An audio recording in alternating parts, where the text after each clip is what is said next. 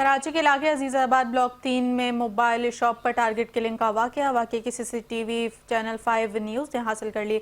Footage में 2 मोटरसाइकिलों पर सवार 3 मुल्ज़िमान को देखा जा सकता है। मुल्ज़िमान ने हेलमेट पहन रखे हैं। मुल्ज़िमान के मोटरसाइकिलों पर जाते ही 5 दफ़ा गोलियां चलने की आवाज़ें भी वाज़ेह सुनी जा सकती हैं। मज़ीद तफ़सीलात जानते हैं अनुषा जाफरी से। जी अनुषा, अपडेट कीजिएगा। बिल्कुल, देखिए ये वाक़या पेश आया था अजीज़ाबाद ब्लॉक 3 के अंदर फायरिंग हुई थी, जिसमें जो है वो टारगेट 3 के अंदर शख्स जो है वो जवाब वाला जो कि मोबाइल मार्केट में काम करता था और सदर मोबाइल मार्केट में ये जॉब करता था। वाक़ई टारगेट किलिंग का सीसीटीवी फुटेज जो है वो चैनल 5 पे उसने हासिल कर ली। इसमें देखा जा सकता है 2 मोटरसाइकिल सवार जो है वो 3 मुल्ज़िमान ने फायरिंग किया और 5 फायर जो है वो किए गए हैं। पुलिस ने वाक़ई की सीसीटीवी फुटेज से जो है वो मोटरसाइकिल की जो है वो तलाश जो है वो शुरू कर दी और मुल्ज़िमान की तलाश जो है वो जारी है।